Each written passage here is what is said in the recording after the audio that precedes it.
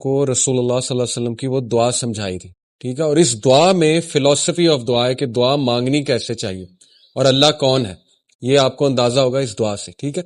سیرہ کا ایک بہت بڑا فائدہ پڑھنے کا اور سمجھنے کا یہ ہوتا ہے کہ آپ کا زندگی کا فلسفہ کلیئر ہو جاتا ہے، آپ کو سمجھ آ جاتی ہے کہ زندگی میں نے کس کنسپٹس کے ساتھ زندگی گزارنی، اور یہ بہت بڑی بات ہے، بہت بڑی بات ہے۔ دیکھیں، ایک اچھے ایجوکیشن سسٹم کا مقصد بھی یہ ہوتا ہے کہ ہمیں زندہ رہنے اور جینا سکھائے، یہ نہیں کہ بس ہمیں پیسے کمانا سکھائے، وہ تو ایک بہت ہی اس کا مائنر سا بینیفٹ ہے۔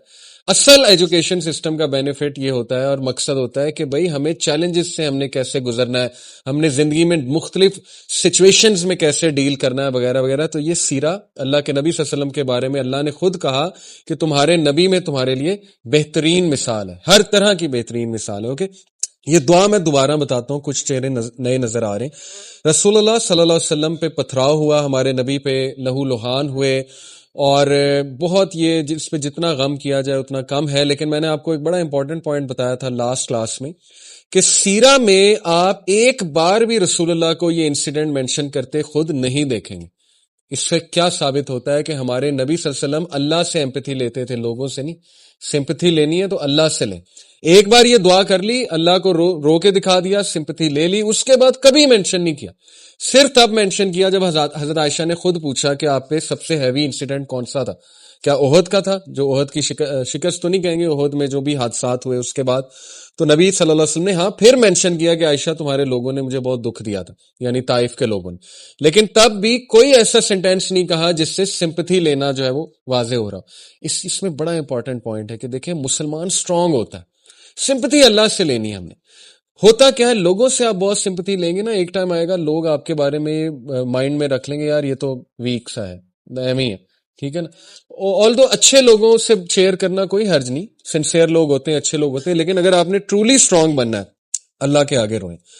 تو خیر، یہ جو دعا ہے اس پہ غور کریں۔ او اللہ، to you I complain of my weakness of strength and my helplessness and loneliness before men. اے اللہ، میں آپ سے شکایت کرتا ہوں۔ سب سے پہلی بات کہ اتنا اللہ کے ساتھ ایفیلیشن، اتنا کلوز ریلیشن، اتنا بھروسہ، اتنا کانفیڈنس کہ اللہ کو اپنا دل کھول کے دے دیا۔ شکایت دو طرح کی ہوتی ہے، اس دعا سے یہ بھی ثابت ہوتا ہے، ٹھیک ہے۔ جیسے حضرت یعقوب نے سورہ یوسف میں آتا ہے انما اشکو بسی و حزنی اللہ، بے شک میں اپنی شکایت، اپنا شکوہ کس سے کرتا ہوں؟ اللہ سے۔ شکایت یہ جو پہلی والی ہے نا، یہ تو جائز ہے۔ یہ کون سی والی شکایت ہے؟ اور یہ ایسنس آف توحید ہے ایکچولی، ٹھیک ہے، کہ آپ کمپلین کرتے ہیں اللہ تعالیٰ سے کہ اللہ میں بے بس ہو چکا ہوں اور آپ کی مرسی، آپ کی ہیلپ کے بغیر میں کچھ بھی نہیں۔ اور اس میں پتہ ہے کون سا والا ایلیمنٹ ہے؟ اب دیکھیں رسول اللہ صلی اللہ علیہ وسلم کی ساری دعا جب میں آپ کو سناؤں گا، اس کا کرکس یہ ہے کہ اللہ کے نبی صلی اللہ علیہ وسلم اس لیے نہیں رو رہے تھے کہ ان پہ بہت زیادہ وہ ہوا تھا ظلم، اصل میں وہ اس بات پہ رو رہے تھے، زیادہ پریشان تھے کہ اے اللہ کہیں آپ تو نہیں ناراض، کہیں یہ پنشمنٹ تو نہیں ہے کہ میرے ساتھ اتنا کچھ ہو گیا۔ یہ اصل میں اس کا جو ہے نا ماخذ ہے، یعنی آپ سوچیں کس لیول پہ اللہ کے نبی صلی اللہ علیہ وسلم کا ویژن اور اللہ سے تعلق تھا کہ اللہ یہ ہوا ہے میرے ساتھ تو مجھے سمجھ نہیں لگ رہی، کہیں آپ کی ناراضگی تو نہیں ہے، کہیں مجھ سے کوئی خطا تو نہیں ہو گئی، مجھ سے کوئی غلطی تو نہیں ہو گئی۔ اس طرح کی بات کرنا، ٹھیک ہے نا، اور اللہ کے سامنے دل کھول دینا، یہ تو ایسنس آف توحید ہے، اور اس طرح کی شکایت جو ہے وہ جائز ہے۔ اس کو شکایت کہہ لیں یا کہہ لیں کہ اپنا دل کھول کے بیان کرنا، ٹھیک ہے نا۔ دوسری شکایت جو ہے وہ ہے اللہ کی قدر اور اللہ کی ڈکری کو ریجیکٹ کر دینا، ایکسیپٹ نہ کرنا۔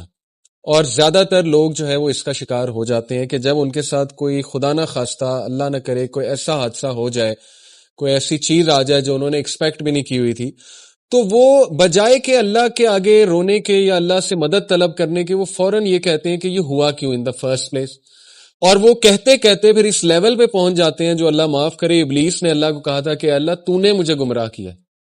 یہ ابلیس کے الفاظ ہیں قرآن میں کہ بے شک since you have led me astray, اس لیے اب میں ان ہیومن بینگز کو نہیں چھوڑوں گا۔ اس نے بلیم کس کو کیا؟ اللہ کو۔ تو خدا نہ خواستہ کہیں ہم اس شکوے کا شکار نہ ہو جائیں کہ ہم اللہ کو بلیم کرنے لگیں، نعوذ باللہ، کہ یہ اللہ کی وجہ، اللہ نے کیوں میرے ساتھ ایسے کیا، ٹھیک ہے نا۔